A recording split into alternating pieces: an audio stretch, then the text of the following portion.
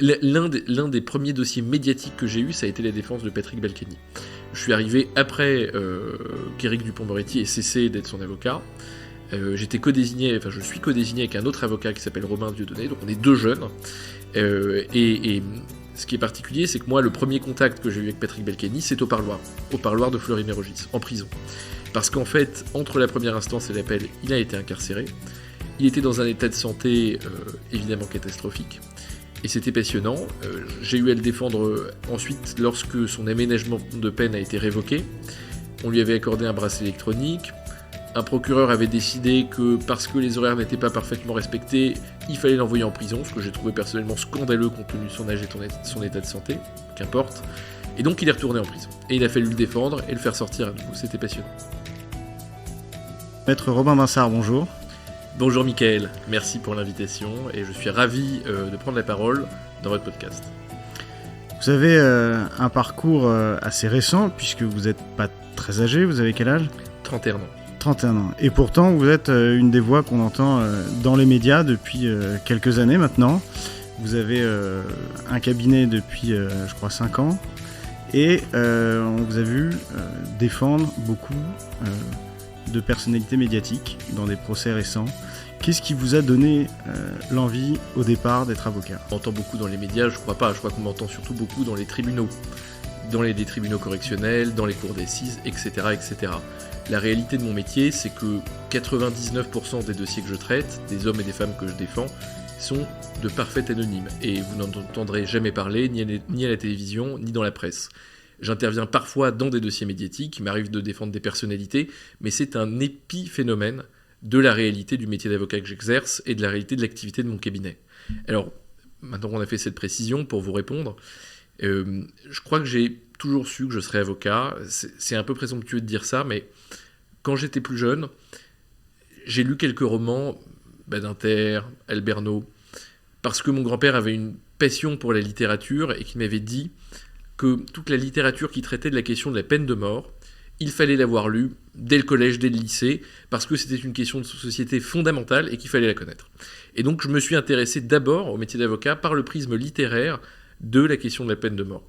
Et donc j'ai lu, que vous avez certainement lu aussi, les ouvrages de Badinter à ce sujet, et notamment L'Abolition, qui est incroyable, qui est un bouquin extraordinaire. Et je suis sûr que ce livre a créé des dizaines, des centaines, des milliers de vocations, et j'espère qu'on le retrouvera encore dans les bibliothèques dans 100 ans, dans 1000 ans, dans 2000 ans, parce que je crois vraiment que c'est un ouvrage de référence.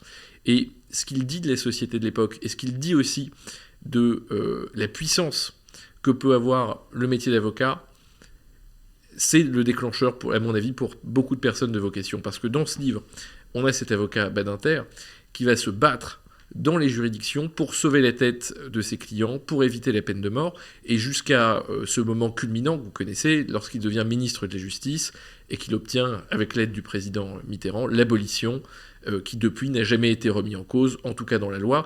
On entend aujourd'hui dans le débat public quelques voix dissonantes, notamment dans l'extrême droite, qui voudraient parfois revenir dans ce passé où les hommes tuaient les hommes dans le cadre de condamnation, mais je crois que le travail de pédagogie qui a été fait nous permet sereinement de pouvoir affirmer qu'on ne reviendra pas dessus. Et cette avancée-là, elle est évidemment fondamentale, et j'ai trouvé dans ces ouvrages, je crois, mon premier intérêt pour le métier d'avocat. Ensuite, ça a été dans le cinéma. Je pense que vous connaissez les films notamment de Scorsese, où le personnage de l'avocat est souvent au centre, c'est souvent le comte Sigliere, l'homme de confiance de personnage de la mafia. C'est souvent un type érudit, un type qui est en général incorruptible et qui va porter la voix de ceux que tout accable. Personnage intéressant donc dans le cinéma aussi. Et puis, troisième chose qui m'a amené, je crois, au métier d'avocat, plus jeune, j'en dirai pas plus par pudeur, mais rapidement, j'ai eu dans ma famille un litige, un contentieux entre plusieurs personnes de ma famille. Bref, c'était rien de passionnant, c'était évidemment pas une affaire pénale, mais j'ai été confronté, adolescent, au monde des avocats, au rendez-vous dans le bureau d'un avocat, à la salle d'attente d'un avocat, à aussi l'espoir et la confiance qu'on peut donner à cet intermédiaire, à cet auxiliaire de justice. Et je crois que cette troisième étape dont je vous parlais, ça m'a permis peut-être aussi de voir la figure de l'avocat comme une figure du sauveur, comme une personne importante qui pouvait effectivement régler des litiges solutionner des problèmes qui avaient l'air inextricables et apporter une forme de paix sociale. Et donc, c'est peut-être aussi cette troisième approche qui m'a donné un intérêt pour ce métier-là. Et je terminerai avec une dernière chose plus anecdotique et dont je suis un peu moins fier. À 16 ans, je sortais d'une boîte de nuit, un truc before, voilà, d'adolescent. Et je me suis retrouvé dans une bagarre à laquelle, évidemment, je n'ai pas pris part. Je précise que j'étais parfaitement innocent. D'ailleurs, il n'y a pas eu de suite, mais je me suis retrouvé en garde à vue. Voilà. Alors, garde à vue, j'ai passé une nuit en garde à vue, et c'était l'époque où l'avocat n'intervenait pas en garde à vue, puisqu'on était avant la réforme. Et donc, à ce moment-là, c'est vrai qu'il y avait ce côté face à face avec les policiers d'un innocent. Moi, j'avais rien fait, j'étais là pour quelque chose, je n'avais absolument rien à me reprocher, et je bouillonnais de rage qu'on me prenne mes nuits, qu'on me prenne mes soirées, de devoir ensuite expliquer à mes parents pourquoi j'ai dû découcher, alors que j'y étais pour rien. Et je crois que j'avais déjà un incendie en moi, j'avais déjà très envie d'être avocat, mais on a rajouté de l'huile sur le feu, et j'ai ressenti un très fort ressentiment d'injustice. Et comment ça s'est passé donc du coup là, entre la vocation et puis aujourd'hui il y a eu un certain nombre d'étapes. Il y a eu donc j'imagine tout ce qui était la partie études. La partie études, quand on a la vocation d'être avocat, elle décourage pas. C'est des études qui sont accessible. D'abord, l'université, il n'y a pas de conditions pour entrer à la fac. Moi, j'étais un cancre au lycée, je passais mon temps à lire des bouquins ou à jouer aux jeux vidéo. J'étais très peu assidu et j'ai eu mon bac à 10. Enfin, j'étais vraiment pas un exemple voilà, j'étais absolument pas le bon élève. Très scolaire, quoi. Donc, je suis arrivé à Assas parce que c'est la fac que j'avais choisie et puisque j'étais dans un lycée à Paris, la sectorisation faisait qu'en fait, on avait le choix entre Assas ou la Sorbonne post-bac. Bon, je me suis retrouvé à Assas. Et là, ça a été une révélation, j'ai adoré le droit, j'avais vraiment beaucoup de plaisir à aller à la fac, à aller assister aux cours, à aller à la bibliothèque. Je me suis vraiment senti dans mon élément, j'ai adoré ça. J'ai fait en première année, j'ai évidemment échoué lamentablement, mais j'avais fait un concours de plaidoirie où on plaidait en robe, donc il y avait déjà ce truc d'immersion dans le métier d'avocat, de prise de parole en public, j'avais trouvé ça vraiment passionnant. Donc voilà, il y a eu cette première année, ensuite j'ai fait la deuxième, la troisième, jusqu'au Master 2. Ça s'est bien enchaîné, j'ai passé le barreau en Master 1. Et je ne sais pas si des étudiants écouteront ce podcast, mais en tout cas, c'est pas des études qui sont inaccessibles. Il faut juste être un peu assidu, un peu sérieux et bosser quand même régulièrement. Mais quand on veut, on peut. Voilà, c'est vraiment pas des études qui sont inaccessibles. Et pour quelqu'un qui aurait envie d'être avocat et qui se sentirait peut-être paralysé parce qu'il n'a pas de bons résultats au lycée ou au collège, il faut évidemment y aller et ça ne conditionne en rien la suite. On peut très bien devenir un brillant avocat, réussir le barreau haut la main, et je parle pas de moi, je parle d'autres, en ayant été très médiocre par le passé. Et ensuite, la période de stage, qui est d'ailleurs obligatoire pour les élèves avocats, comment ça s'est passé rétrospectivement? Qu'est-ce qu'elle a permis d'apprendre, d'apporter, et puis peut-être de désacraliser ou de resacraliser un certain nombre de choses qui font partie de la figure de l'avocat?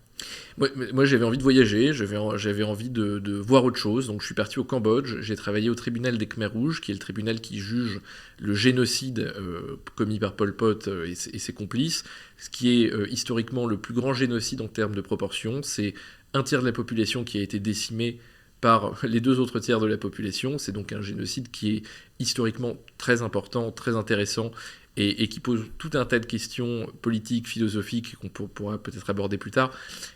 Voilà, donc j'avais envie de voyager, j'avais aussi envie d'aller sur les pas de Jacques Vergès, qui était une figure que j'admirais beaucoup. Jacques Vergès, qui était à la fois un proche de Pol Pot et l'avocat de Nonchea, donc un autre des protagonistes de cette affaire. Donc je suis allé faire un stage là-bas, c'était passionnant, j'ai adoré les îles du Sud-Est, j'y retourne tout le temps. J'ai appris beaucoup de choses là-bas, même sur le plan humain, et aussi sur peut-être l'inefficacité de ces grands procès historiques, l'inefficacité de ces grandes juridictions internationales dont on dit qu'elles ont pour devoir d'écrire l'histoire, et on se rend compte en réalité que ce sont des grandes machines lentes, impuissantes, corrompues de l'intérieur, et qui ne donnent en réalité aucune satisfaction et finalement que de la frustration. Bon, cette parenthèse étant faite, après j'ai fait des stages dans des cabinets d'avocats, chez Jean-Yves Le Borgne et Christian Sapalais, qui sont deux des plus grands avocats pénalistes de leur génération, qui sont 2 modèles, 2 avocats franchement exceptionnels, et en plus humainement extrêmement sympathiques, irréprochables. J'ai adoré travailler avec eux, j'ai énormément appris, et ça fait du bien de passer à la pratique, parce qu'évidemment à la fac on apprend le droit, mais on n'apprend pas à faire un dossier de plaidoirie, on n'apprend pas à analyser une erreur de procédure, on n'apprend pas à aller en garde à vue, on n'apprend pas à s'exprimer devant un juge. Tout ça, on ne l'apprend en réalité que par la pratique et que par les stages. Et donc ça a été en réalité mon premier contact avec ce métier. C'était vraiment formidable et merci encore à eux. Je ne sais pas s'ils écouteront, mais j'ai vraiment beaucoup appris et j'en dois énormément. Et comment on apprend justement les plaidoiries ? Il y a les textes anciens, il y a les grands plaideurs de l'Antiquité, il y a la littérature, il y a des figures qu'on peut retrouver notre génération via YouTube. Mais vous, comment vous avez appris ? Est-ce que c'est un peu du mentorat des maîtres de stage de l'époque ? Est-ce qu'il y a un style qui a été trouvé assez personnel, fait d'inspirations diverses ? Je pense qu'on apprend en écoutant. Avant d'y aller, il faut écouter les meilleurs, il faut aller dans les salles d'audience, voir comment ça se passe, voir comment les uns et les autres plaident. Moi je me souviens, j'étais à la fac, j'étais en deuxième année, j'étais allé voir un procès, c'est Dupond-Moretti qui plaidait pour des braqueurs. C'était extraordinaire, c'était fou, parce que la spécificité d'Éric Dupond-Moretti, vous parliez tout à l'heure de grands plaideurs, de style à l'ancienne, c'est que lui il n'est pas du tout comme ça. Il a un style très terre à terre, il parle comme on parle dans un café, dans un bistrot. Il s'exprime avec les tripes, mais il n'y a aucune sophistication artificielle. Il y a d'autres avocats qui ont un style beaucoup plus précieux, beaucoup plus littéraire, et qui est aussi très efficace. Franchement, il y a de la place pour tout le monde, toutes les sensibilités sont possibles. Mais le style de Dupond-Moretti, c'est vraiment une claque. Parce qu'on a un type qui s'exprime comme s'il parlait à son pote de bistrot, et qui est extrêmement convaincant. Et on a beaucoup dit dans la profession qu'en fait Éric Dupond-Moretti était fort devant les jurés et mauvais devant les juges. Ben moi je crois que c'est pas vrai, parce que le procès où c'était un procès correctionnel, donc devant des magistrats, donc pas des jurés, et je peux vous dire qu'ils étaient suspendus à sa plaidoirie. Et ça me permet de faire le lien avec votre question. Comment on apprend à plaider, c'est en trouvant son style. Parce que évidemment, on n'est pas tous faits pour avoir une immense voix grave et plaider au subjonctif de l'imparfait. On n'est pas non plus tous faits pour plaider comme Dupond-Moretti, accoudé au comptoir avec un franc-parler presque très terre-à-terre. Chacun doit avoir son propre style. Et je crois que la vraie difficulté, c'est ce moment où on se dit « j'ai trouvé ma justesse ». Parce qu'évidemment, au début, il y a une forme de mimétisme. On fait ce qu'on a entendu. Parce qu'on a entendu tel avocat plaider avec une grosse voix, faire des citations, citer un bon mot, rappeler quelques autres affaires, etc., on essaie d'imiter. Et ça, je trouve qu'on est réellement convaincant quand on est soi-même et qu'on a trouvé sa propre justesse. Et aujourd'hui, il y a encore les mêmes plaidoiries qu'il y a 50 ans dans les tribunaux. C'est encore des figures qui existent, des longues plaidoiries, ou est-ce que le droit a évolué de telle façon où il y a peut-être moins de temps pour les plaidoiries, moins de part il y a peut-être un rôle du plaideur un peu moins important ? Alors dans toutes les autres matières, on va vers des procédures de plus en plus écrites, des plaidoiries chronométrées. J'ai plaidé par exemple devant la commission des sanctions de l'autorité des marchés financiers il y a quelques années. On a 10 minutes pour plaider. J'ai plaidé aussi devant le Conseil constitutionnel, donc devant Alain Juppé, Laurent Fabius, etc. On a 10 minutes pour plaider. Mais il reste en matière pénale cette tradition de l'oralité, alors jusqu'à quand je ne sais pas, mais en tout cas on fera tout pour la préserver parce que je trouve qu'elle est très importante.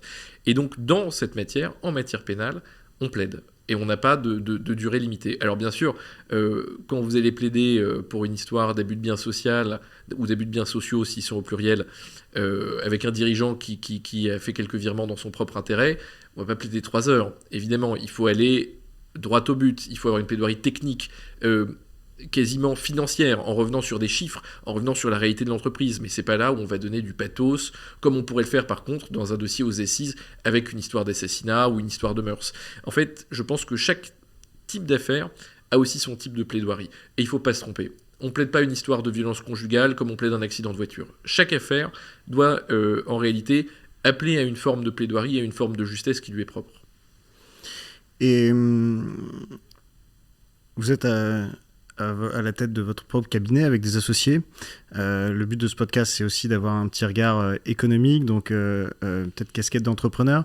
Mais est-ce que un avocat, il trouve encore beaucoup de ses clients par bouche-oreille, ou est-ce que c'est un chef d'entreprise qui doit aussi faire la prospection, qui est comme dans d'autres domaines d'activité ?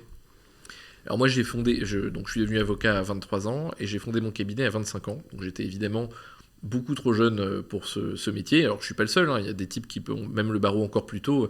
C'est pas en soi un exploit, mais je suis arrivé très jeune sur le marché. Et j'ai été rejoint ensuite, 1 an et demi après, par mon associé Guillaume Martine.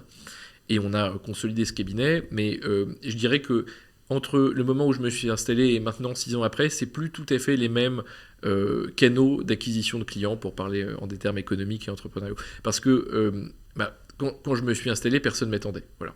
On est quand même presque 40 000 avocats à Paris, il y a suffisamment de pénalistes, et pour un nouvel arrivant, personne ne va nous faire de cadeaux, personne ne va nous adresser de clients. Donc ça a été au début une clientèle que je me suis fait avec des commissions d'office. Je prenais des gardes à vue le week-end, des comparutions immédiates, que je me suis fait aussi par ce qu'on appelle radio-prison, c'est-à-dire que j'avais quelques clients, mes premiers clients en prison, j'allais beaucoup les voir au parloir.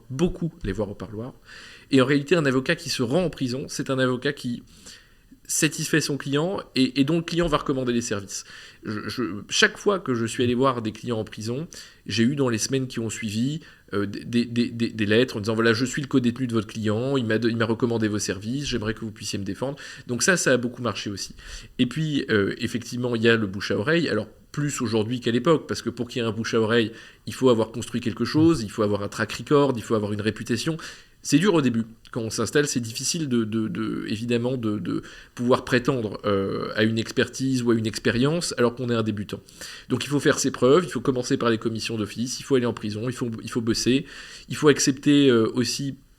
Moi, j'ai fait beaucoup de vacations pour des confrères au début, donc c'est des avocats qui ont par exemple pas assez de collaborateurs dans leur cabinet, ils vont avoir une audience un jour où ils sont pas disponibles, et donc là ils vont demander est-ce que tu es disponible pour me remplacer, je paye. Bon ben voilà, donc j'ai fait beaucoup de vacations pour des confrères, et ensuite les machines se lancent. Et en fait, ce qui est vraiment passionnant à étudier en tout cas sur les clients dans ce métier, c'est que, contrairement à, par exemple, des comptables, des avocats d'affaires, il n'y a pas forcément de récurrence. Un type qu'on va défendre pour un crime, on espère qu'il ne va pas récidiver. Donc, c'est rare de dire à bientôt à un client après un procès. Et donc, finalement, chaque année, de boucler une année, de faire son chiffre d'affaires, de payer ses charges, c'est presque un miracle. Et pourtant, ce miracle, il se reproduit à chaque fois. Et il y a un effet boule de neige. Les premiers clients en apportent d'autres, qui en apportent encore d'autres, la réputation augmente, et ensuite, c'est une affaire qui est lancée. Alors il faut évidemment jamais se reposer sur ses lauriers, il faut toujours se bagarrer pour être le meilleur. Encore une fois, la concurrence est rude, et il y a plein d'avocats brillants, et donc c'est toujours difficile d'être choisi plutôt qu'un autre, d'être désiré plutôt qu'un autre, alors que l'offre, elle est quand même très importante, et qu'il y a beaucoup de gens brillants dans cette profession. Mais en tout cas, pour ma part, et grâce à mon cabinet, grâce à mon associé, et à ce qu'on a commencé à construire, pour l'instant, le miracle se répète chaque année, et je touche du bois. J'espère que ça continuera de marcher comme ça, et on continuera d'avoir des clients et des gens qui nous appellent pour les défendre.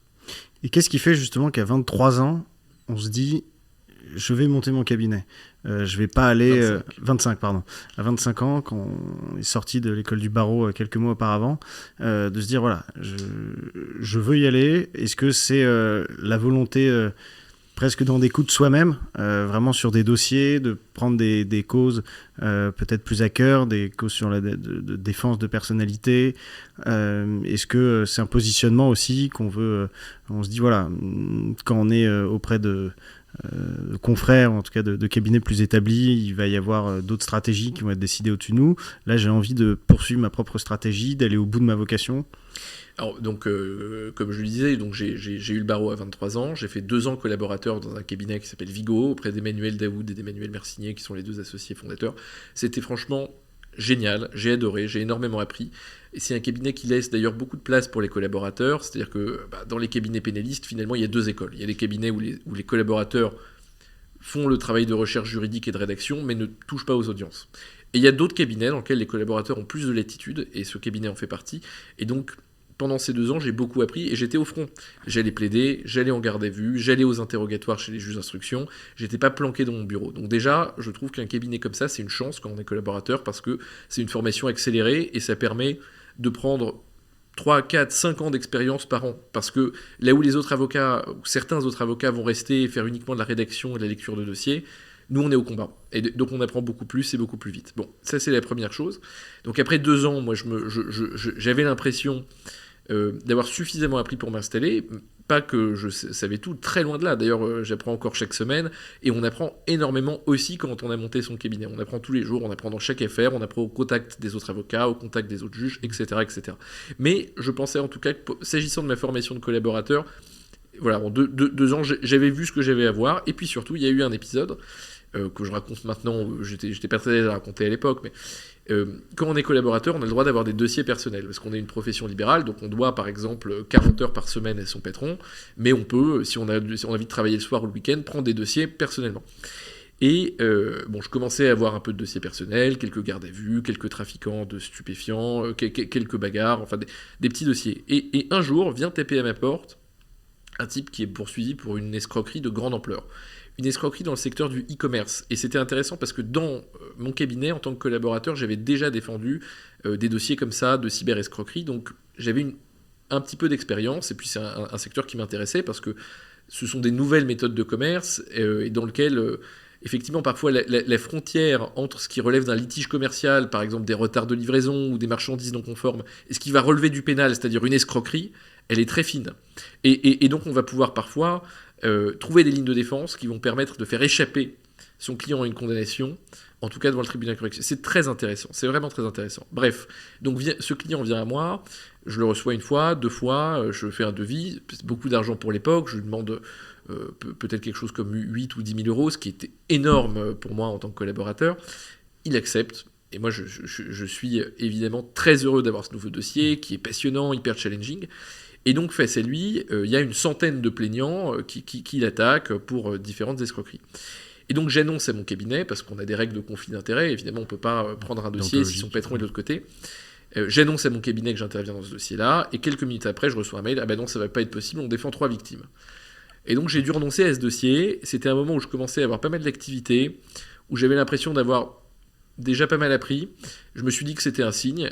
J'ai posé ma démission et un mois après, j'ouvrais mon propre cabinet. D'ailleurs, pour nos auditeurs non juristes, est-ce que c'est possible de préciser qu'est-ce qui recouvre le droit pénal, dans quel cas de figure on vient voir un avocat pénaliste plutôt qu'un autre type d'avocat ? Oui, alors le droit pénal, c'est le droit des infractions, donc des délits et des crimes, également des contraventions, mais c'est pas une matière que je pratique. Mais donc, c'est l'avocat pénaliste, c'est celui qui va défendre l'accusé ou la victime dans des affaires de nature criminelle ou délictuelle. Et moi, ce que je trouve le plus intéressant dans ce métier, c'est la variété des situations que cela recouvre. Parce que quand on pense à un avocat pénaliste, on va penser aux grands procès criminels, aux meurtres, etc. Mais en fait, c'est beaucoup plus large. Et on peut un jour défendre un chef d'entreprise, par exemple pour des infractions financières, le lendemain défendre un individu pour des violences conjugales ou une affaire de mœurs, le surlendemain défendre un trafiquant de stupéfiants, et le 4e jour défendre une victime de viol. On passe d'un monde à l'autre en permanence. Moi, il m'arrive dans la même journée d'aller en garde à vue dans un commissariat dans le 10e arrondissement pour une bagarre, et d'aller l'après-midi voir le board d'une entreprise de taille moyenne accusée de fraude fiscale. Et ça, cette variété de situations, je crois que c'est le vrai sel, c'est la vraie adrénaline de ce métier d'avocat, parce qu'on touche vraiment à tout. On a accès à plein de réalités, plein d'univers différents, et c'est vraiment passionnant. Donc vous avez été... parmi les nombreuses affaires que vous avez défendues, était aussi cité dans un certain nombre d'affaires médiatiques. Est-ce que vous pouvez en parler de certaines ? Bon, d'abord, c'est pas souvent les plus intéressantes. Voilà, et je dois aussi quand même une forme de réserve à mes clients, c'est-à-dire que ces affaires, elles existent, en tapant mon nom, vous les avez trouvées. Je peux donner quelques noms, mais par contre, on s'en arrêtera là. Je ne révélerai pas de secret entre mes clients et moi, évidemment. Donc pour vous répondre, non, c'est l'un des premiers dossiers médiatiques que j'ai eu, ça a été la défense de Patrick Balkany. Je suis arrivé après qu'Éric Dupond-Moretti ait cessé d'être son avocat. Je suis codésigné avec un autre avocat qui s'appelle Romain Dieudonné, donc on est 2 jeunes. Et ce qui est particulier, c'est que moi, le premier contact que j'ai eu avec Patrick Balkany, c'est au parloir de Fleury-Mérogis, en prison. Parce qu'en fait, entre la première instance et l'appel, il a été incarcéré. Il était dans un état de santé évidemment catastrophique. Et c'était passionnant. J'ai eu à le défendre ensuite lorsque son aménagement de peine a été révoqué. On lui avait accordé un bracelet électronique, un procureur avait décidé que parce que les horaires n'étaient pas parfaitement respectés, il fallait l'envoyer en prison, ce que j'ai trouvé personnellement scandaleux compte tenu de son âge et de son état de santé, qu'importe. Et donc il est retourné en prison. Et il a fallu le défendre et le faire sortir à nouveau. C'était passionnant. J'ai défendu quelques artistes, voilà, que ce soit de la musique ou de la sculpture, j'ai pas envie de citer leur nom, on s'en fiche, voilà. J'ai défendu aussi des politiques de premier plan, notamment un en ce moment dans une affaire de viol qui a eu pas mal de retentissement. Je suis convaincu de l'innocence absolue de mon client et on fera tout pour le faire innocenter et j'espère qu'il le sera, et je sais qu'il le sera parce qu'il n'a rien à se reprocher. Voilà, bon, après on pourrait en faire d'autres. Je préfère conserver pour mes clients une forme d'anonymat, mais en tout cas ça m'arrive effectivement de défendre des personnalités, et c'est toujours des dossiers qui ont aussi une forme de sel en plus, et ce sel supplémentaire, c'est la pression des médias, la pression qu'elle peut exercer à la fois sur les juges, sur les décisions de justice, mais aussi sur les avocats, et c'est quelque chose de très intéressant. Comment on perçoit la pression quand on est un avocat, justement ? Il y a plus de sollicitations des médias, il y a plus d'attention, les confrères vous envoient des messages. Bon, déjà, quand on a un client médiatique, c'est un client qui est parfois courtisé par d'autres avocats. Là encore, j'ai pas envie de donner de nom, mais l'un de mes premiers dossiers, c'était pour un Premier ministre, enfin, de mes premiers dossiers médiatiques, c'était pour un Premier ministre africain. Et il a reçu à plusieurs reprises des mails d'un confrère, d'ailleurs un ténor du barreau, un type très installé, et pour qui j'avais beaucoup de respect avant de savoir ça. Il a reçu des mails disant il faut changer d'avocat, ton avocat est trop jeune, et moi je te défends gratuitement. Voilà. Donc c'est des clients qui sont chassés par d'autres avocats moins scrupuleux et moins respectueux de la déontologie. Bon. Ce qui est intéressant aussi... Parce qu'il doit y avoir une confraternité parmi les avocats. En principe, après c'est un marché très concurrentiel. On essaie d'être élégants entre nous, mais certains sont moins élégants que d'autres. Voilà. Et donc non, ce que je disais s'agissant de la pression, c'est que parfois on voit des décisions de justice qui sont rendues et dont on peut légitimement s'interroger de savoir si la solution aurait été la même si le client n'avait pas été sous le feu des projecteurs. On va pas donner de nom, mais... ou alors on va sortir des dossiers que je traite et reprendre l'actualité. On pense ce qu'on veut du dossier du financement libyen de Nicolas Sarkozy. Je ne le connais pas, j'interviens pas dans le dossier. Tout ce que je sais, c'est que les réquisitions qui ont été prononcées contre lui, elles sont d'une sévérité quasiment inédite pour une affaire de cette nature. Alors c'est aussi une affaire qui est hors norme, bien sûr, évidemment, mais quand même. Et des réquisitions de telle nature, on peut toujours se demander si un autre homme politique plus discret aurait subi de telles réquisitions. C'était la même chose pour Patrick Balkany. C'est la même chose, d'une certaine manière, avec l'inéligibilité avec exécution provisoire de Marine Le Pen. Et là, je cite des politiques, mais ça peut valoir aussi pour des chefs d'entreprise ou pour des personnalités publiques. On a l'impression parfois que la dimension médiatique va rajouter un seuil de gravité supplémentaire qui parfois aura de l'écho dans la salle d'audience. Voilà. Mais tout en disant ça, je salue quand même l'indépendance des magistrats qu'on a à Paris ou en province et que j'ai la chance de côtoyer dans mon métier. On a quand même en France une justice de grande qualité. Il y a quelques exceptions, effectivement, parfois on a des jugements qui sont scandaleux sur le fond et sur la forme, mais quand même, dans l'ensemble, on a des magistrats de très grande qualité. On a une justice qui est intègre, on a une justice qui présente quand même de très fortes garanties d'indépendance, et c'est pas le cas dans tous les pays. J'ai plaidé l'année dernière, par exemple, à Dakar. J'ai plaidé aussi en Suisse, j'ai plaidé, c'est en France, mais à l'île de la Réunion. Et bon, alors à l'île de la Réunion, c'était de très grande qualité. Mais pour les deux autres pays que j'ai cités, je pense que les magistrats n'avaient pas les mêmes garanties d'indépendance qu'on a ici, et c'est un euphémisme. Et qu'est-ce qui fait qu'il y a une telle parfois déception ou... on va dire une sorte d'appréhension négative de la justice par le peuple? Est-ce que c'est la complexité que la justice peut avoir? On sait que parfois il y a des procès qui en France durent sur plusieurs dizaines d'années. Est-ce que c'est le fait qu'on a l'impression que s'il y a l'insécurité dans les rues, les gens vont dire c'est de la faute de la justice? Qu'est-ce qui fait qu'il y a une telle... déception, ou en tout cas une telle appréhension négative du peuple envers la justice aujourd'hui? Je pense qu'il y a deux phénomènes différents. Déjà, on a une justice qui, comme vous l'avez dit, est très lente, et ça c'est insupportable pour les justiciables et même pour les avocats. C'est pas normal d'être jugé 10 ans après les faits. Il m'arrive je défends la semaine prochaine un chef d'entreprise qui est accusé de différentes malversations financières, les faits remontent à 2016. Mais c'était un autre homme en 2016, c'était il y a 9 ans. Déjà, rien que pour la qualité de l'audience, quand on va lui poser des questions précises, pourquoi vous avez choisi tel comptable, pourquoi vous avez fait tel virement aux îles Caïmans, qu'est-ce que vous voulez 9 ans après, comment est-ce que vous voulez que la défense soit de qualité et soit précise et pour les victimes aussi, pour les victimes de ces agissements, si ce type est reconnu coupable, ils ne seront indemnisés, dédommagés par la justice que 9 ans après. Dans la perception pour le justiciable, ça c'est insupportable. Et je le comprends. Et c'est pas parce que nos magistrats sont fainéants, loin de là, ce sont pour la plupart d'entre eux des bourreaux de travail, c'est simplement parce que notre justice manque énormément de moyens. Le budget de la justice, on sait, c'est peut-être le parent pauvre de chaque loi de finances chaque année, même s'il y a eu un peu de mieux avec le passage de Dupond-Moretti à la chancellerie. Mais voilà, on a une justice qui manque cruellement de moyens. Mais alors, la deuxième chose que je voulais aborder, et je crois qui est peut-être plus intéressante, c'est sur le sujet de l'insécurité et du prétendu laxisme de la justice. Il y a un sondage qui est sorti il y a quelques mois qui disait que 70% des Français percevaient la justice comme laxiste. Et pourtant, ce sondage, il faut le mettre en perspective avec le taux d'incarcération. On est le 4e pays avec le plus haut taux d'incarcération d'Europe. Ce qui veut bien dire qu'en fait, on a une justice qui n'est pas du tout laxiste et qui est au contraire extrêmement sévère.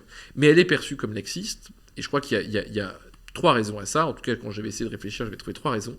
La première, c'est effectivement les médias, les chaînes d'information en continu qui projettent au microscope une vision sur certaines affaires dans lesquelles il y a des dysfonctionnements, sur certains individus qui auraient dû être condamnés plus tôt et qui vont récidiver. Et donc, on a ce sentiment de terreur qui est alimenté par les chaînes d'information en continu, parce qu'on ne parle jamais des trains qui arrivent à l'heure, on ne parle jamais des procès qui se passent bien, on ne parle jamais des délinquants qui recouvrent le chemin de la rédemption et qui ont une vie normale, ça on n'en parle jamais.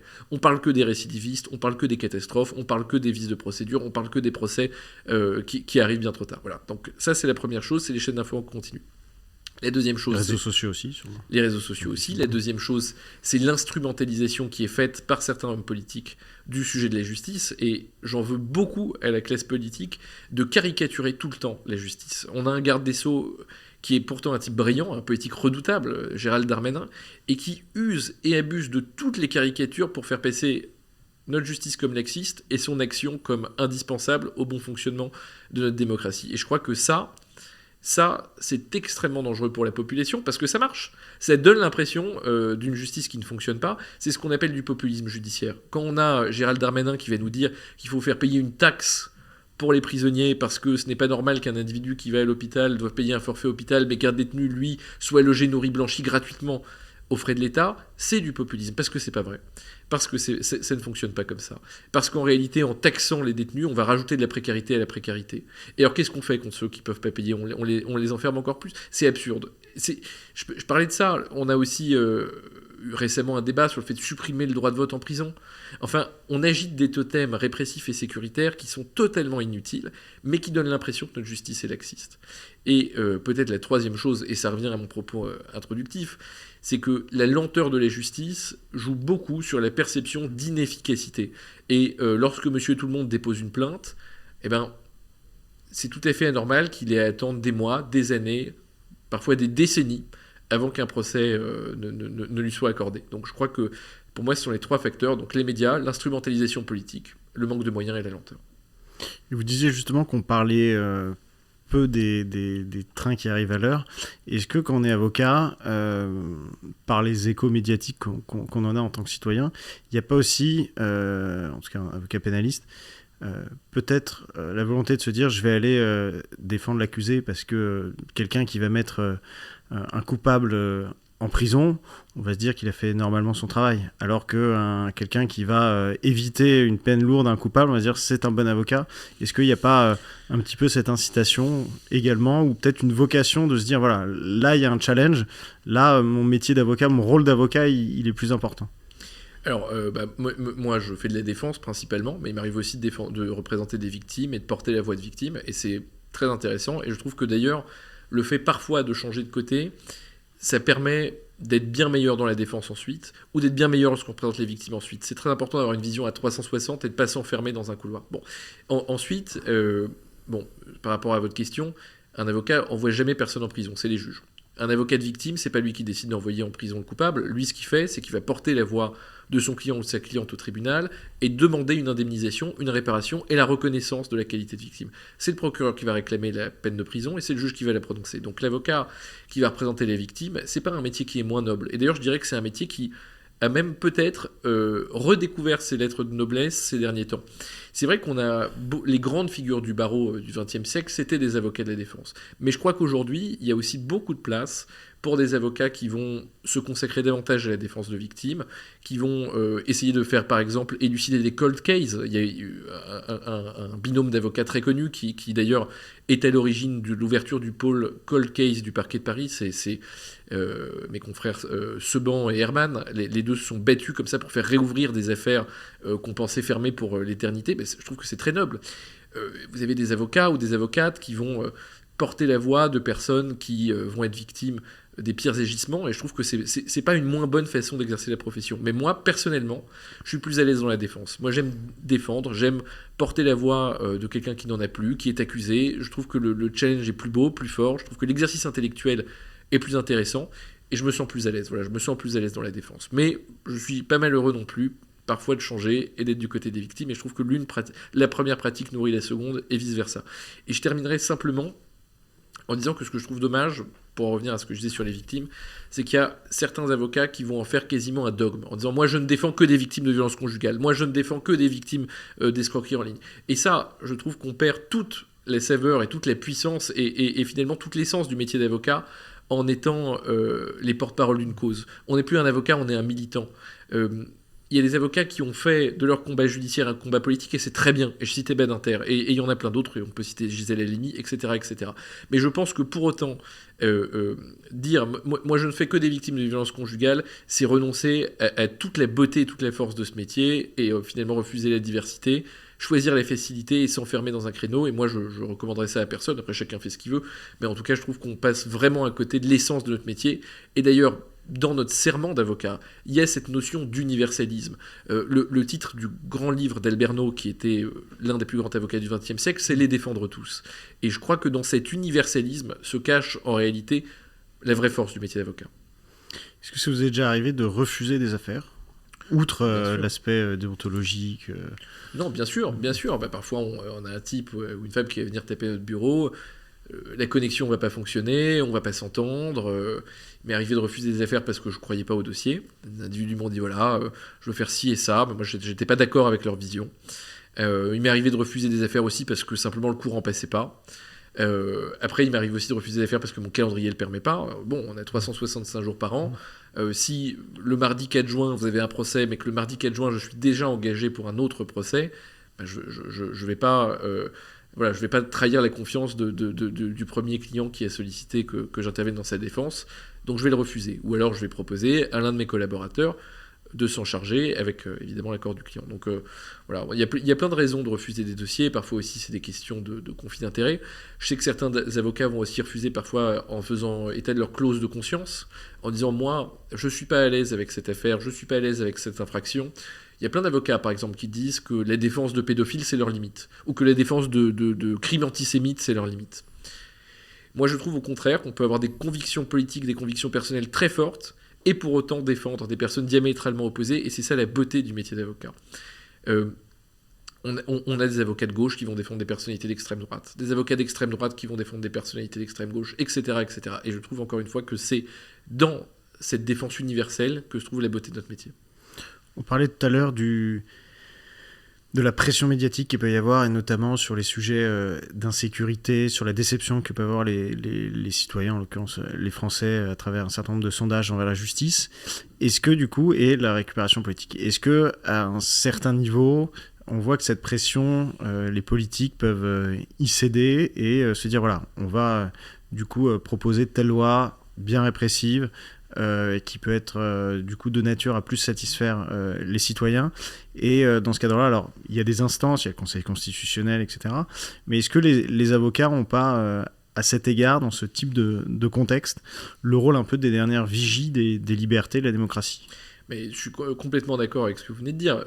Quand on écoute aujourd'hui le discours politique, et je parlais de Darmanin, mais ça ne vaut pas que pour lui, toute la classe politique, et en particulier le spectre droit, mais c'est pas les seuls, tient un discours extrêmement caricatural sur la justice, qui consiste à dire que finalement le seul problème de la police, c'est la justice, la seule raison de l'insécurité, c'est les juges qui sont des juges rouges et qui sont politisés et qui sont bien trop lents, et on tient des discours d'extrême caricature sur la nécessité d'aggraver la répression. Encore une fois, si on entend là, les récentes propositions de réforme, il y a eu un député qui a déposé, dans le cadre d'une niche parlementaire, une proposition de loi pour rétablir les peines de moins d'1 mois, en disant finalement, c'est très bien d'incarcérer un type 4 jours, c'est très bien d'incarcérer un type 1 semaine, il faut envoyer en prison. Je rappelle quand même qu'on a 80 000 détenus pour 62 000 places, on a 130% de surpopulation carcérale, on est condamné chaque année parce que nos prisons sont complètement insalubres, il y a des types qui se retrouvent à 5 dans une cellule, il y a un type qui récemment, incroyable, était mordu par un rat et a été contaminé par une maladie, je crois, qui n'existait plus depuis le Moyen-Âge. Enfin, on a des prisons qui sont dans un état de délabrement catastrophique. Et la solution qu'on propose, c'est d'ajouter encore plus de détenus, mais pour quelques semaines. Vous imaginez les conséquences. Un type qu'on va incarcérer quelques semaines, c'est de la folie. Il va perdre son boulot, se mettre dans une situation de détresse sociale absolue. En fait, on désintègre toute l'insertion de cette personne. Et la prison ne sert à rien pour 1 semaine, parce qu'on n'a pas le temps de faire un travail, on n'a pas le temps de voir des médecins, on n'a pas le temps de voir un psy, on n'a pas le temps d'avoir une réflexion, ça ne sert à rien. On désintègre socialement un individu, et en fait, qu'est-ce qui va se passer ? Eh bien, ça va créer des conditions de la récidive, parce qu'on va rajouter de la précarité à la précarité, on va créer des conditions de pauvreté, en tout cas d'exclusion sociale supplémentaire, et on va, en prétendant lutter contre la récidive, favoriser la délinquance. Voilà. C'est ça, les méfaits du populisme judiciaire aujourd'hui et du discours dominant. Lorsqu'on lit le programme, et pourtant, moi j'estime pas être quelqu'un de gauche, mais je pense que sur les sujets de la justice, la classe politique a perdu toute forme de finesse et toute forme d'intelligence au profit de caricature. Et je suis sûr qu'il y a une forme de cynisme, parce que pour nombre d'entre eux, ils ont déjà été confrontés à la justice en tant que suspects, et ils savent qu'elle n'est pas laxiste. Bref, quand on regarde les propositions qui sont faites, que ce soit à droite, même à gauche, chez les macronistes aussi, et je parle même pas de l'extrême droite, on est dans une caricature absolue qui consiste à dire qu'il faut rallonger les peines, doubler les durées d'incarcération, priver de toute forme de droits civiques, citoyens, personnels, etc. les détenus. En fait, voilà, on nous propose uniquement de la répression, de la répression et de la répression. Et on a oublié aussi qu'il y a une autre façon de faire fonctionner la justice, c'est la réinsertion. Parce que le sens de la peine, et c'est inscrit dans le code pénal et dans la loi, il est double. C'est de punir, mais aussi de favoriser l'amendement, la réinsertion.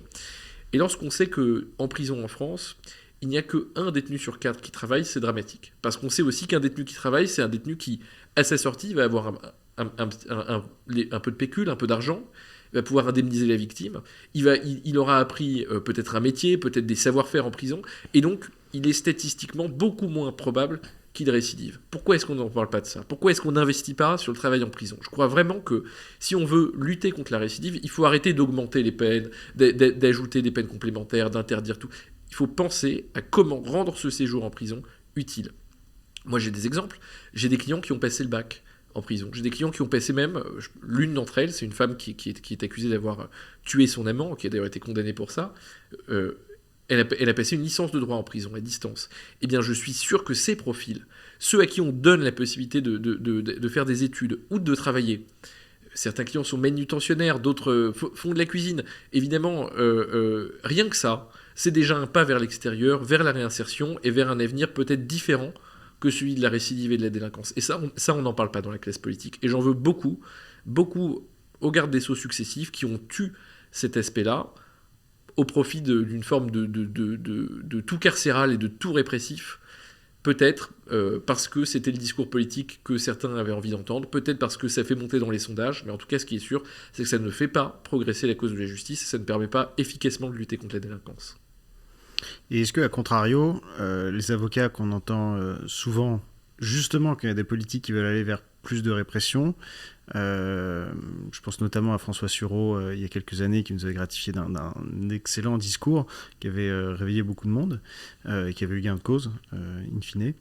Mais est-ce que, à contrario, du coup, ceux qui disent oui, mais les avocats ne vont jamais aller vers quelque chose qui va amener plus de sécurité, comment on peut leur répondre ? Mais c'est pas vrai. Enfin, moi j'ai envie de vivre en sécurité. Enfin, je suis pas le porte-parole d'un syndicat de bandits dont enfin, je suis pas m'endetter pour mettre en danger l'État et créer de l'insécurité dans les rues, pas du tout. Moi, j'ai très envie de sécurité, mais simplement, en fait, quand on est avocat, et c'est la même chose pour les juges et pour les greffiers, on connaît la justice de l'intérieur, on la pratique, on va en prison, on va au tribunal, on sait comment ça marche. Et on entend aussi nos clients, on parle avec eux, on sait ce qui déclenche le passage à l'acte, ce qui fait qu'un individu va devenir délinquant, ce qui fait qu'un individu va récidiver. On le sait parce qu'on les fréquente, parce qu'on les pratique. Eh bien, on sait aussi que, en aggravant la répression, en ajoutant des années de prison, en durcissant les peines, ça ne va dissuader personne de passer à l'acte. On sait en revanche qu'en tendant la main vers les personnes qui sont condamnées, en créant les conditions d'un avenir meilleur à la sortie de prison, en permettant aussi à ce séjour en prison d'être utile, et pas seulement punitif, mais d'être utile, de servir à quelque chose. Parce qu'aujourd'hui, on dit que la prison, c'est l'école de la délinquance. Mais on dit aussi, et ça c'était Victor Hugo, que celui qui ouvre une école ferme une prison. Bon. Eh bien, je crois qu'en investissant massivement là-dessus, sur l'éducation en prison, sur le travail en prison, on peut peut-être réussir à faire ce qui, pour l'instant, ne fonctionne pas, c'est-à-dire créer les conditions pour éliminer la récidive. On parlait un petit peu de références historiques au début de l'entretien. Est-ce qu'il y a des grandes figures historiques ou des grands procès où vous dites tiens, là, j'aurais bien aimé être l'avocat? Il y en a plein. Il y en a plein. D'abord, ce qui est intéressant, c'est que quand on s'intéresse au procès historique, c'est une source infinie de savoir parce qu'il y en a eu énormément dans toutes les civilisations, à toutes les époques. On peut citer le procès de Jésus, passionnant, condamné à la crucifixion, dans une sorte de simulacre de procès, dans lequel, mais aucune voix ne s'est élevée en disant « et les droits de la défense ?» Et alors, qu'est-ce qu'on lui reproche précisément? Où sont les preuves? Qui sont les témoins? On peut citer nos rois de France aussi, le dernier d'entre eux. On sait comment il a fini, on sait comment il a été jugé, on sait aussi par qui il a été jugé. C'était pas des magistrats, c'était un mélange de montagnards et de jacobins qui n'ont pas condamné à mort la figure du roi en tant que telle, mais la monarchie. Mais il fallait effectivement matérialiser ce passage, de cette transition vers ce qui a été ensuite la terreur, mais ce qu'on a voulu être la République. Il fallait la matérialiser et il fallait condamner cet homme à mort. Mais je crois que le défendre, ça aurait été passionnant. Et d'ailleurs, son avocat de l'époque, un type qui s'appelle Louis de XVI, et sa plaidoirie a été conservée. Et il y a un téléfilm de France 2 où Jacques Vergès plaide la plaidoirie de Louis de XVI, et en face, le procureur est incarné par Gilbert Collard. Passionnant, je vous conseille de le regarder. Bon, j'ai cité ces deux procès-là, mais il y en a plein d'autres. Si on sort du prisme franco-français, par exemple le procès de Bokassa en Centrafrique, ou même de tous les dictateurs, il y a évidemment des choses passionnantes à dire. Je crois qu'on a aussi le procès de Nuremberg, qui était à la fois un exemple pour l'histoire, mais qui posait de nombreuses questions juridiques. La question de la rétroactivité de la notion de crime contre l'humanité, elle est passionnante. Et on parlait de figure. Moi évidemment, j'ai un respect et une admiration infinie pour Jacques Vergès, qui pourtant était un personnage très sulfureux, un antisémite notoire. On peut dire que là-dessus, on ne sera jamais d'accord, et je partage absolument pas ce genre d'idée que je trouve nauséabonde. Mais c'était un personnage qui avait quand même, pour lui, cette qualité de faire réfléchir dans les prétoires, de porter aussi des messages qui parfois dépassaient la salle d'audience, de savoir politiser aussi des débats juridiques. Mais je crois que le procès de Klaus Barbie, dans lequel il est intervenu, il l'a complètement raté. Il est passé à côté des débats. Pourquoi ? Parce que c'est un moment où il était, je crois, devenu une sorte de caricature de lui-même. Il n'était plus un avocat, mais un politique. C'était un militant de l'anticolonialisme. Il avait oublié peut-être d'être avocat à ce moment-là. Et lorsqu'on écoute... Pareil, sa plaidoirie, elle existe, il y a des archives qui sont filmées. Lorsqu'on écoute sa plaidoirie, en réalité, on a un grand procès on a un grand réquisitoire anticolonialiste, passionnant, mais je crois qu'on passe quand même à côté de la personnalité de son client et des enjeux du procès en lui-même. Il a peut-être trop voulu convaincre hors de la salle d'audience, et peut-être pas assez ses juges. Voilà.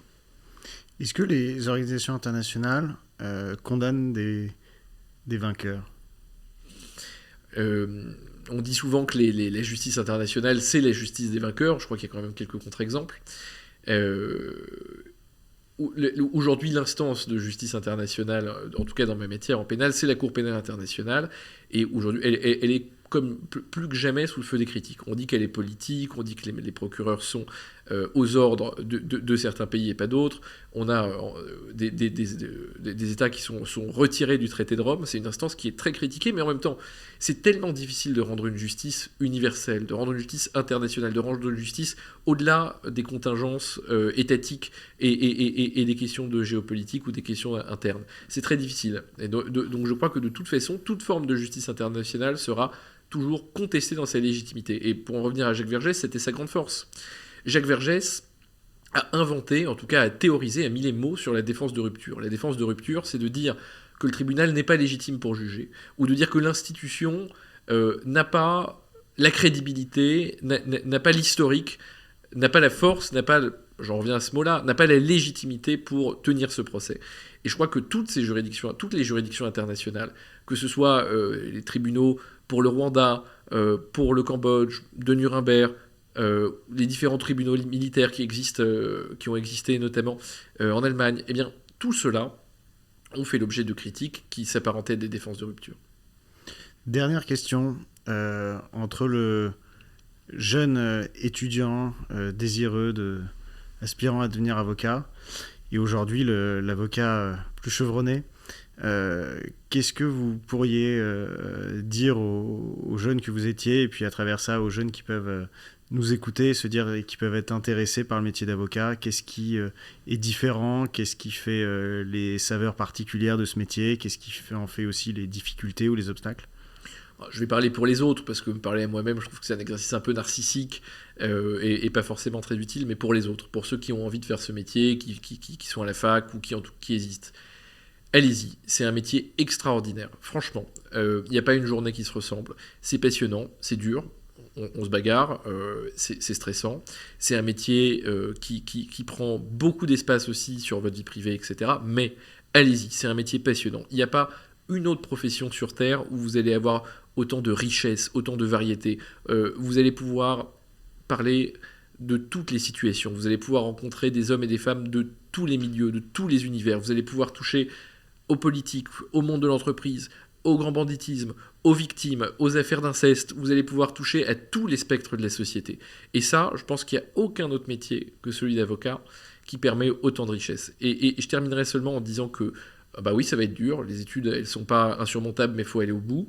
Le métier d'avocat, quand on commence, c'est dur d'avoir des clients, c'est dur de se faire entendre, c'est dur de se faire un nom.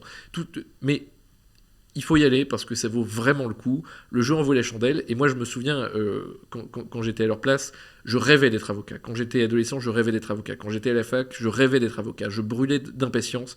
J'avais qu'une hâte, c'est d'en avoir fini avec ces études pour porter la robe et pour plaider. Et ben, aujourd'hui, je peux vous dire que le métier que j'exerce et ce que je fais, c'est encore mieux que ce que j'avais espéré. C'est encore mieux que dans mes rêves. Et il faut vraiment le faire, il faut vraiment y aller parce que ça vaut carrément le coup. À l'attaque. Merci Robin Massart. Avec plaisir.